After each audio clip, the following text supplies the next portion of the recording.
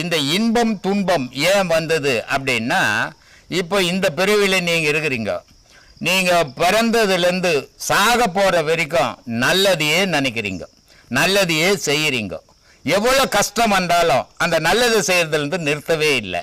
அப்போது உங்களுடைய பிறப்பு அடுத்த பிறப்பு சுத்த பிறப்பாகும். சுத்த பிறப்பாகும்போது உங்களுக்கு செல்வந்தனா வாழ்வீங்க நீங்க. ஆனால் இந்த பிறப்பில் என்கிட்ட 10 ரூபாய் இருக்குது, மற்றவங்கிட்ட இல்லை, அவனை கேலி பண்ணி இழிவுபடுத்தி அவனை அசிங்கப்படுத்தும் போது எந்த உலகத்திலே நீ மற்றவனை இழிவா நினைச்சியோ, எந்த உலகத்துல நீ மற்றவனை அசிங்கப்படுத்தினியோ, அதே உலகத்துல நாளைக்கு உன்னை இழிவாக்கிடுவான், உன்னை அசிங்கப்படுத்துவான். இது பிறப்பினுடைய ரகசியமா. இன்னைக்கு நீ என்ன செய்யறியோ அது அடுத்த பிறவி. இதுக்கு பேர் தான் தலைவிதின்னு வச்சுக்கிறோம். ஒவ்வொரு மனிதனுக்கும் இறைவன் யாருக்கும் இந்த தலைவிதி எழுதுறதே இல்லை. மனுஷனுடைய செயல் மரணத்துல அவனுக்கு விதியா மாறி போகுது.